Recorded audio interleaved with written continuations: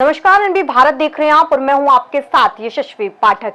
उत्तर प्रदेश को देखते हुए, चुनाव को देखते हुए, यानी कि 2027 में उत्तर प्रदेश की गद्दी के लिए एक बार फिर से लड़ाई होगी और इस लड़ाई के पहले ही अब रथ पर सवार हो चुके हैं योगी आदित्यनाथ।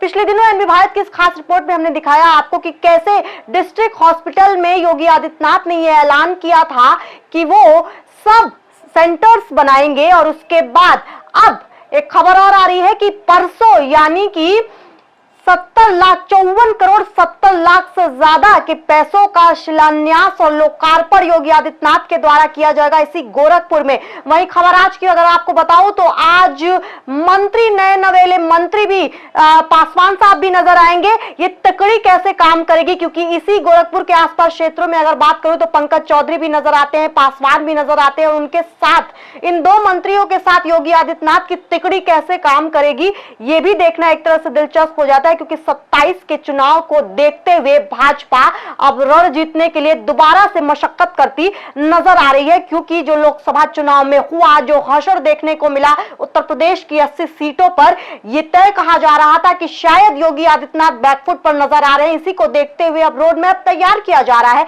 और इसी का नतीजा है कि 54 करोड़ 70 लाख से ज्यादा के रुपयों का शिलान्यास और लोकार्पण, यानी कि ऑडियंस को, पब्लिक को, जनता को अपनी तरफ खींचने के लिए तैयारी में योगी आदित्यनाथ जुड़ गए हैं। इसके साथ ही आपको बता दूं, अगर कैटेगरी की बात करें यानी जातियों की बात करें तो इन 54 करोड़ 70 लाख रुपयों में अगर जनजातियों की बात करें तो सबसे ज्यादा टारगेट अनुसूचित जनजातियों को किया गया, यानी कि सबसे ज्यादा फायदा, सबसे ज्यादा लाभ अगर आप अनुसूचित जाति से ताल्लुक रखते हैं तो आपको होने वाला है।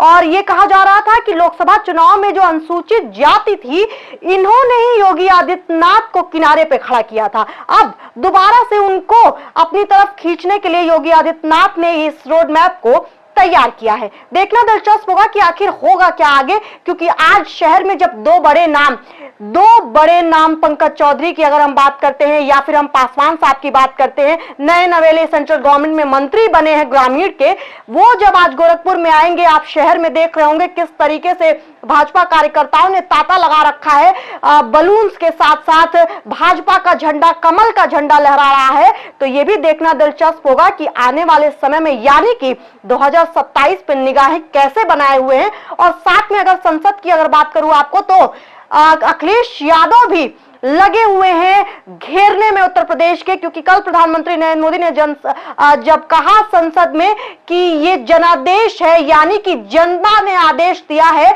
कि प्रधानमंत्री नरेंद्र मोदी कुर्सी पर बैठे, तो अब उत्तर प्रदेश की जनता क्या चाहती है, अनुसूचित जातियों को जब वापस से घेरने का काम, वापस से अपनी तरफ खींचने का काम योगी आदित्यनाथ 54 करोड़ 70 लाख के इस लोकार्पण और शिलान्यास से करेंगे, तो यह भी देखना दिलचस्प होगा कि आखिर क्या अनुसूचित जातियां वापस से योगी आदित्यनाथ पर भरोसा दिखा सकती हैं कि नहीं।